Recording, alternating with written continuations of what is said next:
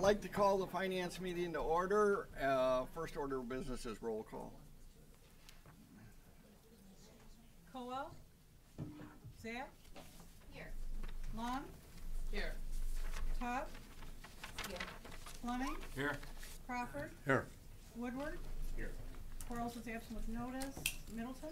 Here, we have a quorum. Next is pledge allegiance to the flag. I pledge allegiance to the flag of the United States of America and to the republic for which it stands, one nation, under God, indivisible, with liberty and justice for all. Thank you. Next is I need a motion to approve the minutes of August 30th, 2018. Crawford's moving it. Todd is supporting it. Any questions? If not, all those in favor signify by saying aye. Aye. Opposed, the same. Motion carried. Thank you. Next is the presentation of the agenda. We have one add-on, and that's a TIF report at the end of the meeting, so it'll be item number 16. So we'll add that TIF report.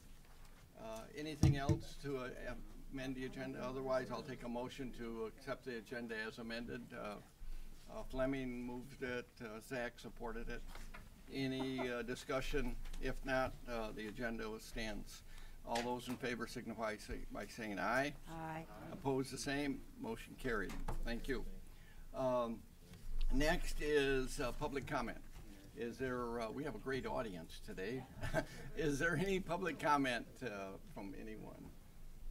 Seeing no one standing, I will declare public comment closed, and we will move on to the contingency report. We have a blue sheet on the contingency report because there was a $1 difference. Dollar difference, yes. So, go ahead. I need a motion to receive and file the contingency report. Todd is moving it along, is supporting it.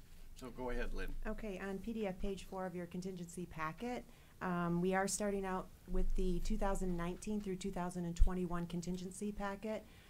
We are not utilizing any more of those 2018 dollars for the general contingency. So your 2019 general contingency balance is $300,000, and there are no items on today's agenda that impact that balance.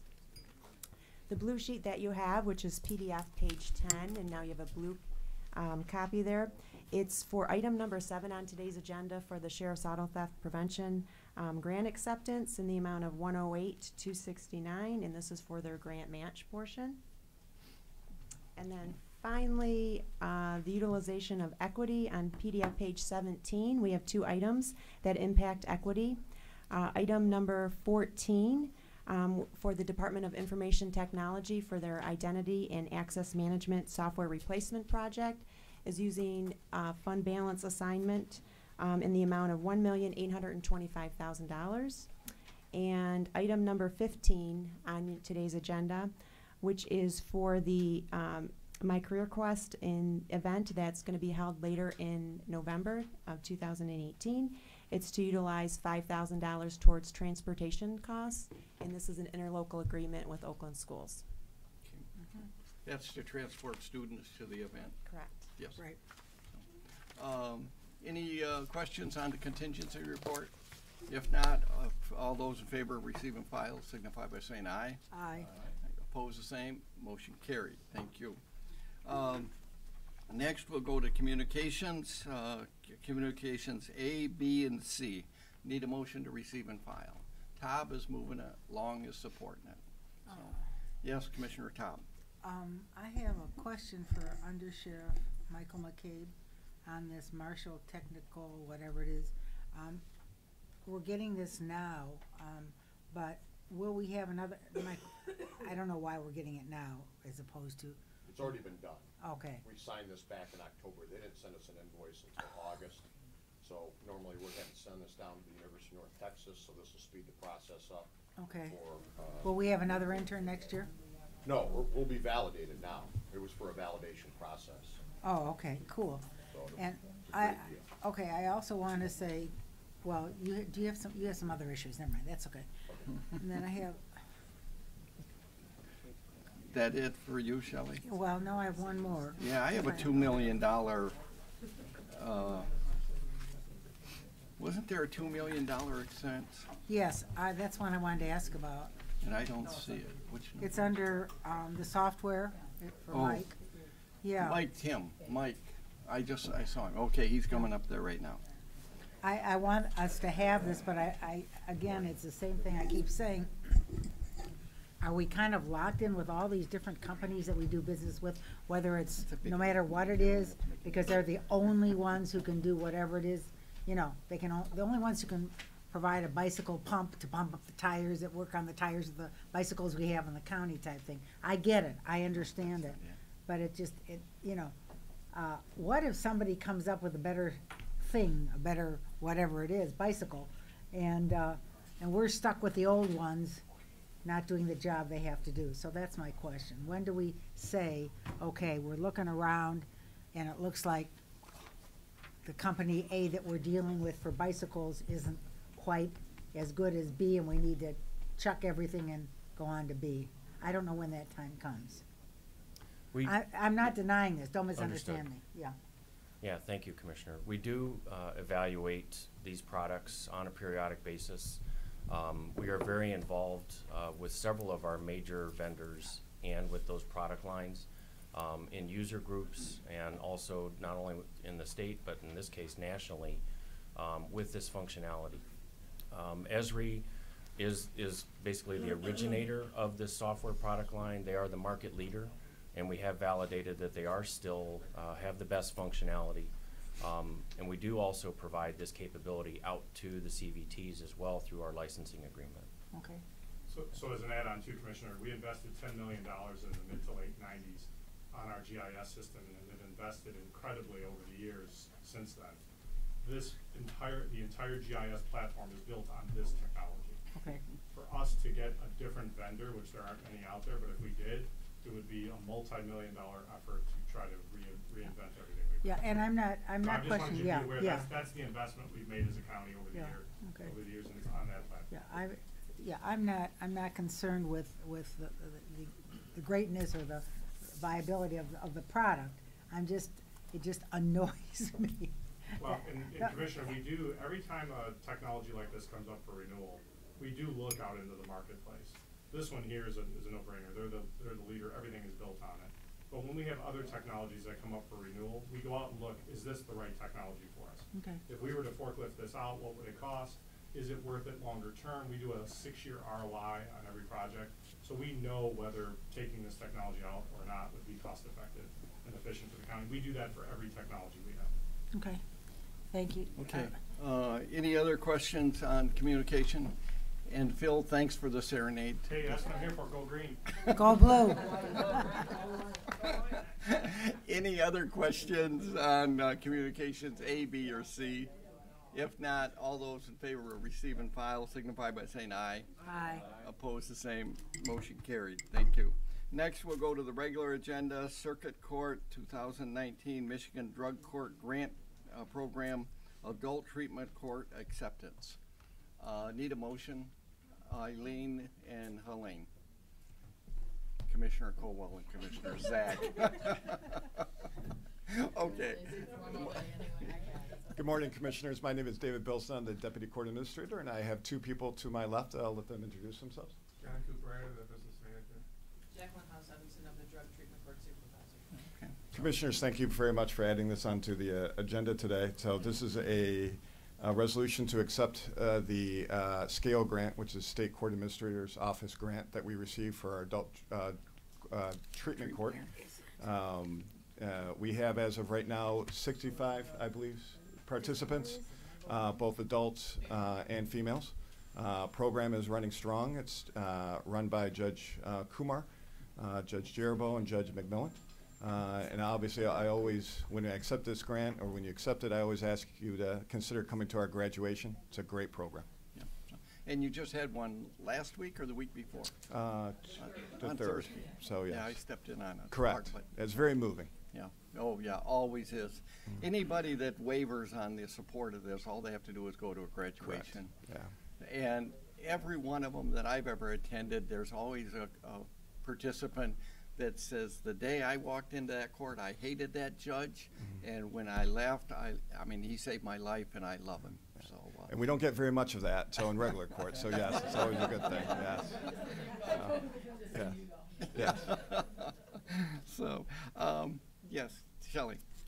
Is there any method after people graduate, and it's a wonderful thing that we're doing, that we keep track of them to make sure that they're, not having any difficulties?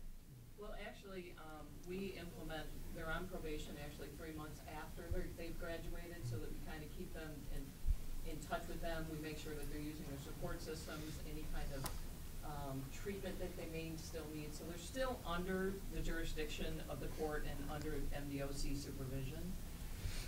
And beyond that, we have an alumni group that we formed that they can join, and we actually implement that they begin that in phase 3 and 4, so they start engaging in that process, so that they're already in line with staying in touch with us.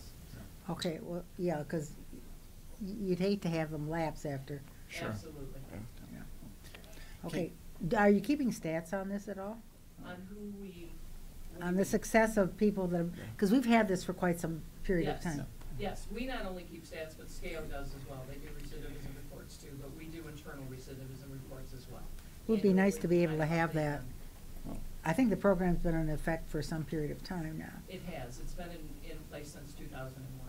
So, do you think there's any way we could get some stats on this? Oh, Yes. It'd be interesting to Yeah, see. sure. Absolutely. So we can email it to you? That's That'd be okay. fine. That'd be great. Oh, yes, sure, absolutely. Thank you, Mr. Chair. Okay, any other questions on item number 1? If not, call the roll. Cowell, Yes. Zach, Yes. Long, Yes. Tubb, Yes. Fleming, Yes. Crawford, Yes. Woodward, Yes. Middleton, Yes, motion carried. Thank you. Item number 2 is Circuit Court 2019 Michigan Drug Court Grant Program Juvenile Drug Court Acceptance. Zach is moving it along as supporting it. Again, David Bilson, Deputy Court Administrator. To my left is John Cooperator, Jackie House Evanson. This is an acceptance for the scale grant for the Juvenile Drug Court. Currently, we have 9 participants right now in the Juvenile Drug Court. That's chaired by Judge Brennan, who runs the program. She runs the program actually on Tuesday night. We run it at the night, which is a little bit unique. So the juveniles can obviously go to school. Families can keep on working so they don't have to miss work. But Judge Brennan and the staff, they do sacrifice and come in Tuesday night at the courthouse. Again, program is running strong. The acceptance is for $49,000, which is about, I think, $2,000 more than last year. And to answer maybe the commissioner's question, same thing previously to your, we have an aftercare program where we track the juvenile and the family to make sure that everything is going well in this program also. Okay, any questions? If not, call the roll on item number 2. Zach, Yes. Long, Yes. Tubb, Yes. Fleming, Yes. Crawford. Yes. Woodward, Yes. Cowell, Yes. Middleton, Yes, motion carried. Thank you. Thank you very much. Next is item number 3, 52-1 District Court Novi 2019 Michigan Drug Court Grant Program Acceptance. Need a motion. Crawford is moving it. Woodward is supporting it. So go ahead. Good morning, Alexander Black, Court Administrator at 52-1 District Court, and to my left. Derek Knoll, Probation Supervisor. Okay. So, We're here today to request the acceptance of our $100,000 grant. This is a continuation from last year. It's the same amount. We moved some of the monies around based on our request for transitional housing monies. We didn't use as much as we thought we would need to last year, so we've moved it around a bit to give more testing support to our defendants. But other than that, it's basically the same. We started the program in 2013. This is originally started as our opiate court program, but it's expanded a little bit because of, we've got another increase in cocaine and other illicit drug use around the state. So we've expanded our program that way. This last year we had 13 successful graduates, which is a pretty high number considering the drugs that they're using. We don't take more than 32 people in the program, and right now we have about 24 participants. We just had another successful graduation, and actually again, we'd like to invite all of you. We send those out, but I know it's hard to get to everything. But we do have a Veterans Court graduation coming up. Just want to shout that out on October 29th in the Wixom area, and that's a very moving ceremony as well. So Yep. we'd love to see anybody out there. To answer, just proactively answer Ms. Taub's question, we do a follow-up survey for about 18 months after their completion. We're getting ready to do our 5-year study on this particular group. So we will do a recidivism study. We get permission through iChat to check their records and follow up with them personally. We also track all of our stats through the DCCMIS system. And all of the 52nd district courts were just certified by the state. We were the first to be certified in the state, so we were pretty proud of that. And all of the 52nds followed right after that. Okay. Commissioner Todd. I have a couple of questions. Do you have counselors who are in recovery? Are you using that group of people to? So we do have mentors and we have alumni. We make sure that they all have sponsors in their 12-step programs. Good. We don't require that our actual counselors are in recovery because we can't really ask that, but we just know that some of them are. And may I follow up? Yep. I forgot to ask you this when you were in for budget. May I? Sure. Are you able to order your own books, law books that your judges might want? Yes, we actually remember we talked about this at budget. I wanted to mention this to you. I'm glad you asked this question. So we're required, to have a law library for the public to have Why? access to. We're required by the state to have that, by law, to have that accessibility. That's what the State Court Administrator's Office has told us. But if we had Wi-Fi, in our building, that would probably help quite a bit because we wouldn't have that requirement. We get one set of law books and then we have the updates, of course. Our judges did cut back quite a bit in the last 2 years. At my request, they have cut back quite a bit on our budget that way. Some of them still like the paper, and I can't. Well, that's I can't fine. change Yeah, that. I get that. Well, I guess But if we had Commissioner Wi-Fi, Crawford has his work cut up for him getting Wi-Fi. I don't know why you don't have Wi-Fi. none of the 52nd district courts have Wi-Fi. Aha, where's Phil Bertolini? Right here. I knew this was gonna be my problem. We are working on the UCC project that we're going to bring back in phases to you to go ahead and get approval for. One of the approvals will be wireless for some of our facilities. So we'll definitely talk to district court. They are in a facility that is not our facility, so we have to be careful what we put in and what we don't, so we have to talk more. But there is a project that will be coming before you eventually here to deal with wireless. Well, that makes Okay, everyone. sooner Okay. would be better sooner Okay. than later. We ventured from the Thank you, resolution. Mr. Chair. so- Sorry. Thank you for Okay. asking that question, though. I Yeah. appreciate it. Okay, any other questions on item number 3? If not, call the roll on item number 3. Long, Yes. Todd, Yes. Fleming. Yes. Crawford. Yes. Woodward, Yes. Colwell, Yes. Zach, Yes. Middleton. Yes, motion carried. Thank you very much. Next is item 4, and that's why we had to hurry up and get to it, because that's my district court, so.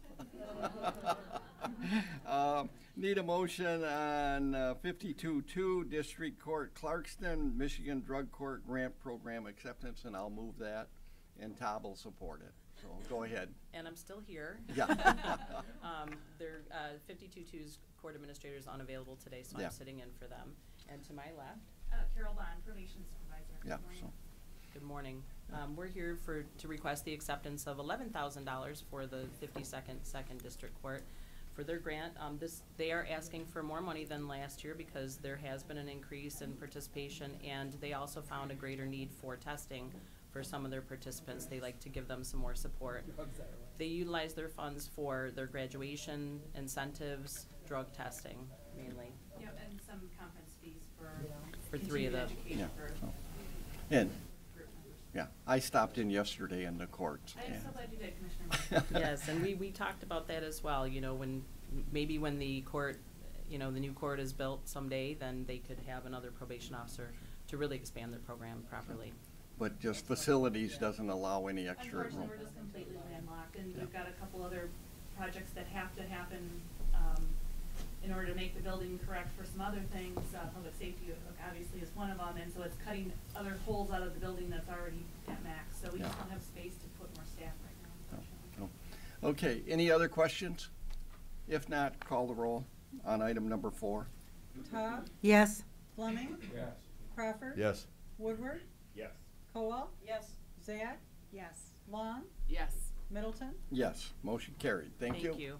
Next is item number 5, 52-3, District Court of Rochester, Michigan Drug Court Grant Program Acceptance. Fleming moves it, Taub is supporting it, so go ahead. Good morning. My name is Amy Luce. I am the Deputy Court Administrator at 52-3. And I'm Deanne Bukhari, Probation Supervisor. Yep. We are here to ask for approval of our $95,000 grant. As I think I mentioned on Tuesday, it's $1 more than we received last year. Small victories. Whoa. Our program is also running strong. We have 42 current participants, 18 graduated last year. We have 2 full-time probation officers that work in this program, 1 grant funded, 1 court funded. The program just continues to evolve, and we're seeing a lot of great response from the community and the participants. Okay. Any questions? If not, call the roll on item number 5. Fleming, Yes. Crawford. Yes. Woodward, Yes. Cowell, Yes. Zach, Yes. Long, Yes. Todd, Yes. Middleton. Yes, motion carried. Thank you. Thank you. Okay. Next is item number 6, 52-4, District Court, Troy, fiscal year 2019 Michigan Drug Court Grant Program Acceptance. Good morning, Need a Dave. motion. Wade Fleming is moving it, and Zach is supporting it. So, go ahead. Thank you. Good morning, Dana O'Neill, Court Administrator at the Troy District Court, and this is Patty Bates, our Drug Treatment Court Coordinator and Probation Supervisor. We are here this morning to request acceptance of our drug court grant as well. This is our 5th year with grant funding. We had an increase of this year. Last year we had $103,000, and this year we were awarded $146,000. We currently have 54 participants. Last year we had 41 graduates. We asked for the increased money because we have 2 judges in the Troy District Court. We only had 1 judge that actively had a drug court. We now have the 2nd judge that began in June of this past year. With that increase, obviously, of participants that we're hoping to serve, we also identified an increased need for staffing, and we're also adding on money for treatment and other services for the participants. If you move into the Veterans Court, does that come under the same grant? And do you have to write it into the grant before you? It would be a separate grant. Okay. I know when Clarkston and Waterford worked together on a Veterans Court program, and it's been very successful. Right. And Currently, American Legions and things help volunteer to be mentors, which is something people miss, that people that have been through that experience that got them on drugs, if they have a mentor that went through the same experience of the war. So are you looking at Veterans Court at all? Or we're not currently. We do have the opportunity to transfer cases for identified Veterans Court or other specialty court participants when they're eligible. We can transfer to other district courts. We've done so far with several veterans to the Novi District Court. Okay, good. Okay, any other questions? If not, call the roll on item number 6. Fleming, Yes. Crawford, Yes. Woodward, Yes. Cowell, Yes. Zach, Yes. Long, Yes. Todd, Yes. Middleton. Yes, motion carried. Yes. Commissioners, I do have an answer for you as well. As the Wi-Fi system that we had previously, we didn't have the capacity to do the district court, so we will be looking at it under UCC. It was not requested of us for a very long time. So we will look into it, but Wi-Fi has to be secure too, especially when you're dealing with court information. We can't use an open public Wi-Fi system, so we are looking at private Wi-Fi systems that we'll have in our buildings that our employees can use. So we will be looking into that one. Okay, thank you for the update. Thank you. Okay, next is item number 7. There's a blue sheet on it, and it's the Sheriff's Office fiscal year 2019 Auto Theft Prevention Authority. grant acceptance. And yes, Crawford is moving it, Fleming is supporting it. We got a blue sheet on it because a sentence was left out in the first committee, and then they had, in committee, they fixed it, but in our packet that came out was the original one that went to committee. Our fiscal note is correct. So, but the blue sheet just adds $146,888 for the city of Pontiac with a required match of $58,755. That part was just some communication that was left out. But in committee, it was passed with that language in it. Our fiscal note has that language in it.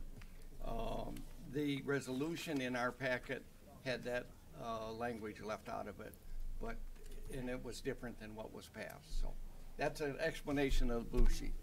I have a motion. I've already had it. It's so. Just so it's clear, that was Dale Cunningham's fault. It was. Come on, Gail. You can't keep pushing it off. Okay. This is our annual auto theft grant. We have two teams, one on the north end that's housed at the sheriff's office headquarters, one on the south end that's at Southfield PD. Been very successful in driving down auto theft. Michigan used to be #1 or #2. We're down around #10 now. Oakland County's dropped dramatically too, and we're asking for you to approve this grant today. Okay. Any questions? If not, call the roll on item number 7. Woodward? Cowell? Yes. Zach? Yes. Long? Yes. Tub? Yes. Fleming? Yes. Crawford? Yes. Middleton? Yes, thank you. And that hesitation was because Crawford brought in food today for the first time at finance, and we're taking advantage of it. So, next is item number 8, Sheriff's Office, Facilities Planning and Engineering, Jail Laundry Remodeling Project. Need a motion? Colwell and Fleming, and I thought I had a blue sheet on that. No, but it passed Building and Planning unanimously, so, okay. Okay, the motion's before us, so go ahead. Over at the jail by the booking grant, there's a laundry that's run by the sheriff's office and the trustees. What we want to do is remodel that area, adding in a dividing wall and a new security desk for the deputies to improve security and also efficiency. This is Lieutenant Vita from the sheriff's office, who's in charge of that area. I'll let him explain why this is important to do. Okay, go ahead. Good morning. The purpose for this project basically is to keep the county out of litigation. There's been a lot of local and national litigation having to do with strip searches. And as such, we have identified some structural needs in order to facilitate what is best case practice. We worked in conjunction with our corporation counsel. We identified our needs, and we rewrote our policy as of May 2018 for the best national standards, and we want to continue with that. In order to do so, part of the standards for strip searches is we have to have a private designated area. Currently, we don't have a private area in order to conduct strip searches. So part of that is we have to have a dedicated area where we're going to create a construction area where there's no sight lines. And traditionally, in that area where we have to encompass where we're going to do this is an area where the inmate trustee workers were housed to help with the workflow for the laundry project. So we're going to have to take them and move them to a different area and then open up a wall to push our laundry operation back while maintaining the importance of the security of our facility and to ensure that no contraband or any kind of weapons are introduced in the facility into the inmate environment and to affect our workers. Okay, any questions? If not, call the roll on item number 8. good explanation. Woodward? Yep. Cowell? Yes. Zach? Yes. Long? Yes. Cobb? Yes. Fleming? Yes. Crawford? Yes. Middleton? Yes, motion carried. Thank you. Thank you. Thank you very much. Next is item number 9. And I imagine that's what our audience is here for. Item number 9 is Circuit and Probate Courts Facility Planning and Engineering New Courtroom Construction Project. And it's been reviewed by Planning and Building Committee on October 16th with a direct referral to the Finance Committee. Need a motion. Crawford is Movall is supporting it, so go ahead. Good morning. My name is Kate Ryan, and I Judge am Kate Ryan. Yeah. Pardon? Judge Kate Ryan. Judge Kate Ryan. I am Yes. the Chief Judge of Probate Court. Good morning, Commissioners. Jeff Mattis. I'm the presiding judge of the Family Division of the Circuit Court. Good morning, I'm Edward Hutton, I'm the probate court administrator. Kevin Hoffner, circuit court administrator. Well, Okay, go ahead. thank you for having us here today. We appreciate it. I know that this has been an item that has been discussed at great lengths at many occasions with regard to the new courtroom. As you all know, the 20th judge was approved, I think, last year. And so it was determined after the fact that a new courtroom needs to be built because there's one empty courtroom, a full courtroom that has been deemed insufficient. And between probate, circuit, administration, facilities, sheriff's department, it was determined that that one courtroom, 1F, is insufficient to sustain a full docket, a full courtroom, a full staffing. It would cause a big inconvenience to the public, the vulnerable, and so with that being said, we're here today to get an approval on the financial portion of the new courtroom. I don't know if you want me to go further, if anyone has any questions, I'd be happy to answer. We'll do questions first. Commissioner Mattis, I mean, former Different Commissioner answer. Mattis. Wow, all right. No, there are times that I Judge. do miss being a county commissioner.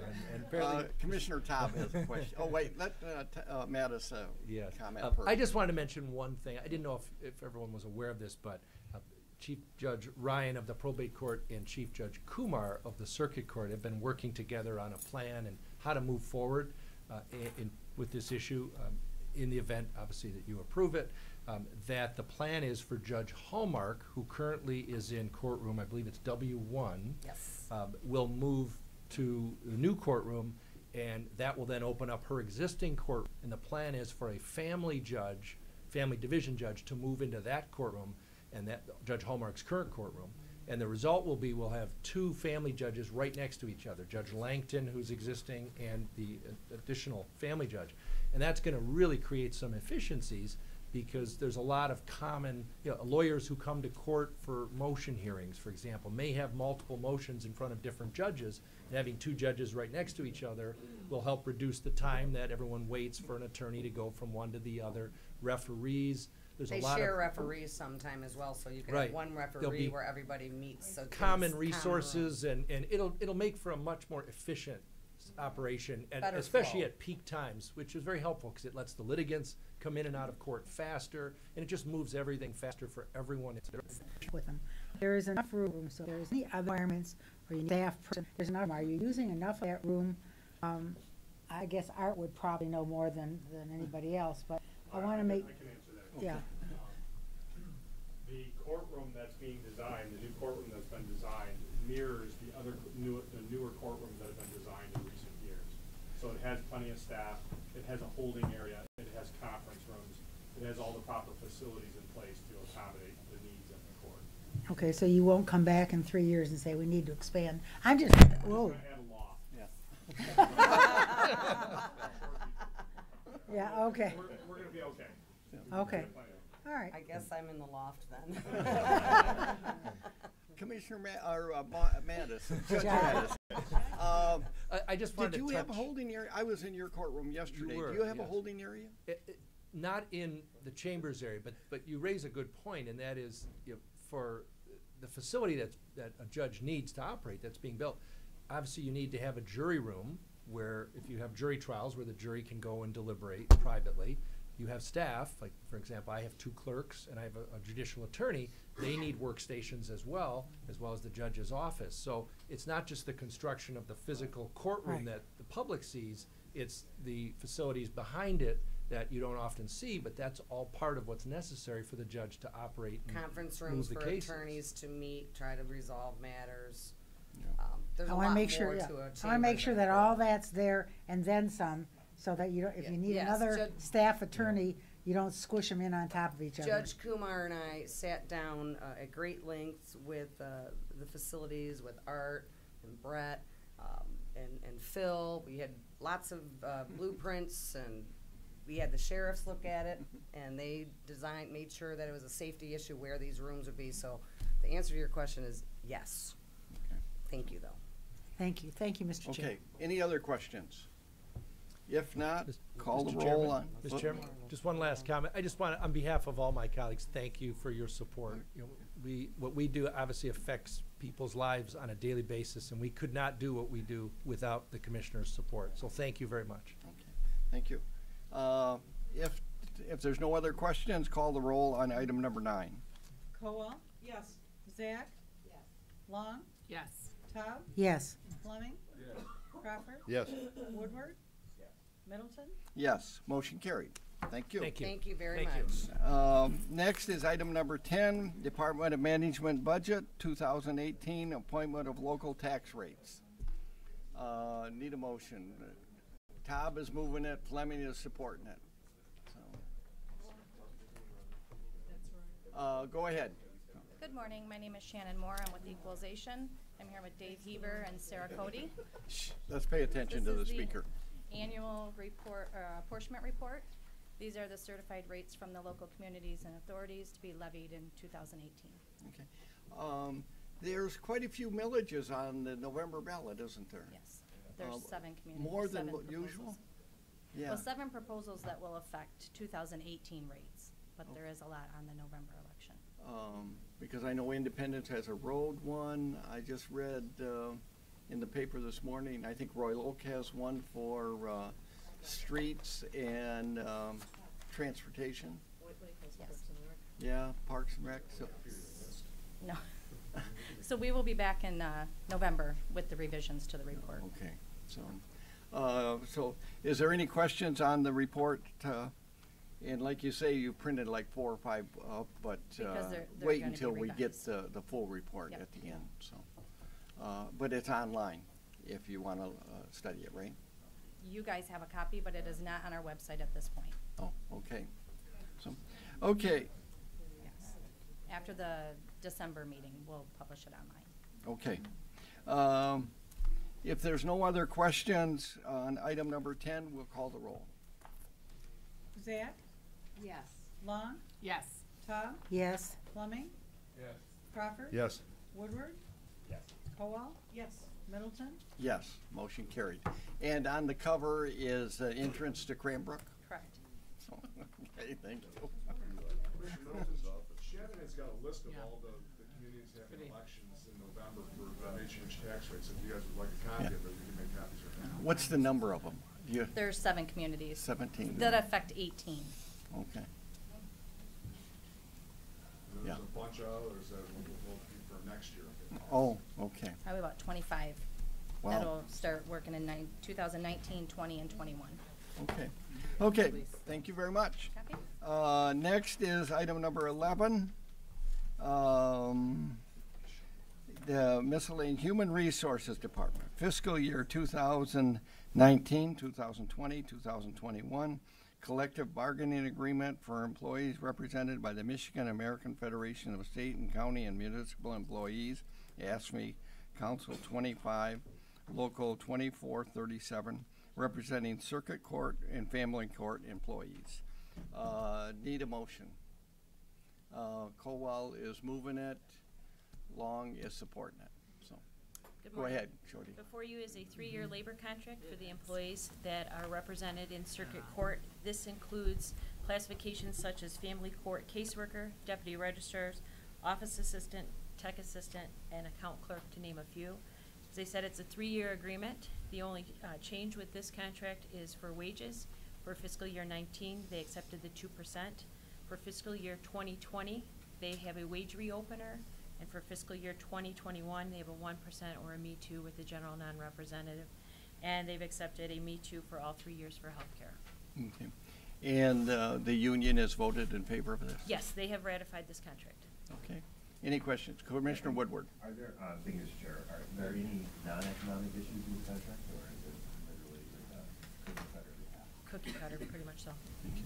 All right, thank you. No. Okay, if there's no other questions, call the roll. Long, Yes. Tom, Yes. Fleming, Yes. Crawford. Yes. Woodward, Yes. Cowell, Yes. Zach, Yes. Middleton, Yes, motion carried. Thank you. Next is item number 12, Department of Public Services, Community Corrections Division, Michigan Department of Corrections, Office of Community Corrections, Community Corrections Comprehensive Plan Grant Acceptance for the fiscal year 2019. Need a motion. Now, Crawford is moving it, Zach is supporting it, so go ahead. Good morning, Barb Henke, Manager of Community Corrections. This is a task for the acceptance of our annual Michigan Department of Corrections grant. This year we received just over $1.7 million. It's about $28,000 less than we requested, but it's also about $89,000 more than we received last fiscal year. Good. Well, for 1.7 million, I don't mind the long title to the resolution then. I always know I have a little time to get up here. Any questions? If not, call the roll on item number 12. Tom, Yes. Fleming, Yes. Crawford. Yes. Woodward, Yes. Cowell, Yes. Zach, Yes. Long, Yes. Middleton, Yes, motion carried. Thank you. Thank Barb. you. Next is item number 13, Economic Development and Community Affairs Workforce Development Position Change. Need a motion. Fleming is moving it, Todd is supporting it. So, go ahead, Dan. Good morning. This is workforce development, 100% grant funded, deletion of one position and a downward reclassification and a new position needed for the increasing work being done in workforce development, things like Manufacturing Day, My Career Quest. Jennifer have been on a roll kind of describing this, so add anything to that. Sure. Good morning, Commissioners. Thank you for your consideration. Over the last 5 years, the Workforce Development Division has significantly increased our programming to include many of the programs that Dan just referenced, National Apprenticeship Week work, expanding our workforce programs to youth, dislocated workers, adults, and businesses. Just last week, we submitted 127 applications to the state to support 127 companies with $4.2 million of training funds to assist their existing employees, train new hires, and create apprenticeships. So this position will be used to continue that programming and expand future programming. Any questions? If not, call the roll on item number 13. Fleming, Yes. Crawford. Yes. Woodward, Yes. Cowell, Yes. Zach, Yes. Long, Yes. Todd, Yes. Middleton, Yes, motion carried. Thank you. Thank you. Next is item number 14, Department of Information Technology, Identity and Access Management, IAM Software Replacement Project. I need a motion for item number 14. Colwell is moving it, and Fleming is supporting it. So, go ahead, Mike. Good morning, Commissioners. We have before you, this is a project we've been in the planning stages for a couple years. It's called Identity and Access Management. It's essentially a system to allow us to manage user IDs and passwords for the multiple systems that we support here in the county. It will provide a single sign-on capability, which will improve security overall for the county. It will also help us manage better users that change positions, whether that's into a different department and they have different access needs. They no longer need access to the health applications that they previously had. as an example, or employees that separate from the county. Will also give us additional audit capability for application and data access. And these are key components of managing security, is recognizing when somebody is accessing data that they should not have access to, whether that's from inside the county or outside. IAM, Identity and Access Management, is an industry recognized best practice from a security perspective, as well as the administration functions that we perform. And this is a project that's been in the budget book for the last few years. The money has been set aside. It's $1.825 million. And we're asking for approval to move this into, I forget the appropriate term, into the allocation so that you we can actually spend it. Okay. Any questions? Yes, Commissioner Top. Yeah, I just as a, I don't know what, but I've just recently heard that Microsoft 365 is going crazy, that people can't access it. There's a large organization in our county that put it in, or is putting it in, or about to, and you cannot access it on only on Android phones, not on iPhones. I mean, I don't know. I hope we aren't going to have this kind of a problem. I don't know what's the matter with 365, but it's a struggle. I think the organization that implemented Office 365 may be the one that's having the issue, because we've had Office 365 for a number of years. Okay. And we are accessing it on multiple devices in multiple ways. We have not had that problem. Okay. And we, at least, what, 4 years now? We've been on Office 365. We have not experienced any of those issues. But knock on wood. Now, don't get me wrong, there's things that happen, and I don't want to say that we're never going to have a problem, because it is a cloud-based system, and, and it's accessed, you know, we just consume that technology, we don't have it on premise. So there may be issues in the future about at times where it can be accessed or not, but as far as Android phones versus iPhones versus mobile devices, we have not had any of those issues. Okay. I'll ask you about the other things later that had been of issue as well. Thank you. Yeah, but it may have been how it was implemented by whatever group was implementing it. It may be how they implemented it. They may be having some of these issues.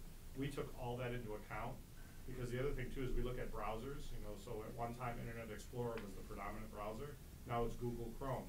So you have to go ahead and maneuver these systems as you need to make sure they're usable on the most predominant browser. The #1 predominant browser today is Google Chrome. Then you have Firefox, and then IE is a very distant third. Okay. Any other questions? If not, call the roll on item 14. Crawford? Yes. Woodward? Yes. Cowell? Yes. Zach? Yes. Long? Yes. Todd? Yes. Fleming? Yes. Middleton? Yes, motion you, carried. Commissioners. Thank you. Thank you. Next is item number 15, Board of Commissioners sponsorship of the 2018 My Career Quest Southeast event, interlock agreement between Oakland County and Oakland Schools. Need a motion. Commissioner Woodward is moving it, and Todd is supporting it. So, Commissioner Woodward, do you want to speak on this? In pre-finance this week, I talked about it. I thought we did that back in April, but that's when the discussion came up. Yeah. The discussion came up, and like I want to applaud economic development. I took that consideration. We want to make certain that participation of students all across the county. Okay. Jennifer, yeah, you want to go up and so. Why don't you give an overview about what this incredible program is and what it's going to do, and then I will give my accolades. Yeah. Go ahead, Jennifer. Thank you, Commissioners. On November 28th of this year, we will be hosting 10,000 high school students from across a 6-county region at the Novi Suburban Collection Showplace. The My Career Quest event was created by my colleagues at West Michigan Works in Grand Rapids. This is their 4th year and our 1st year. Students will be coming in groups of 3,500 at a time for 2-hour sessions. And during their 2 hours, they will tour 4 different career quadrants: advanced manufacturing, construction, health sciences, and information technology. In each one of those quadrants, we have anywhere from 30 to 35 different occupations that are being exhibited. And each one of those exhibits is a hands-on, interactive experience for the students. So the businesses that are participating, they're actually prohibited from bringing tablecloths or brochures or flyers about working for their company. Instead, they're featuring an occupation and giving students a hands-on opportunity to engage. We have about 4,500 students registered from Oakland County high schools across the whole county. Commissioner Ward and Commissioner Taub in the spring had suggested pursuing transportation assistance. They had requested that transportation not be a deterrent for school districts to participate in this. And so with your support, the interlocal agreement has it designed where the school districts will front the cost of the transportation. They will submit invoices to Oakland schools who will compile those invoices and request reimbursement from Oakland County for up to $5,000. Okay, good. Commissioner Long, this came through general government? No, it's going before the board meeting. Oh, on the okay. 25th.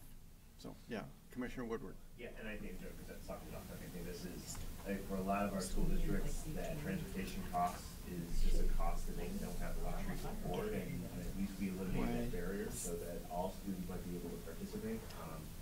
Jennifer also has, I think, the small schools that have reserved slots, and it really is a case of across our county. And I understand that there are 3 time slots. Some are filled. We got, I mean, if there are schools, and I encourage you to reach out to Jennifer and say, like, are the school districts you represent on the list? Like, there are, I mean, there's just slim pickings for the slots because they are moving the 10,000 students that are coming through. And it's going to be an awesome event, and I know they're looking for volunteers. So if you've got time to volunteer, we can sure should. Just hand everyone prior to the TIF committee, and the TIF committee voted a proposal of the Novi Corridor Improvement Authority tax capture opt-out. So Zach is going to move it. Crawford is supporting it. Go ahead. I just had one comment that I wanted to make sure that the Finance Committee was aware of, is that we've been working with Novi. We're reviewing currently their 5th draft plan back and forth with the community. Once that is at the point where, you know, we feel it's appropriate to take to the administration, the budget task force will do that, and then to the ad hoc, and then to finance, and then full board for ultimate approval. This has to be done for them to capture taxes by April of 2019. So there's a lot of time left. But I've seen these get delayed. I've seen these, whether it's by the community or it's not here to play a blame game, but I just want to make it on the record that this has to get done before April 2019. And I'm aware of Novi's having some personnel changes, that Alan Weber is leaving Novi. He was the person we were working with along with their assistant city manager. So I just want to put that out there right now. We're going to continue to review the plans, ship them back to them, but once we ship them back with our suggested changes, it's out of equalization's hands and it's back on the community. Okay. Did you hear all that, Hugh?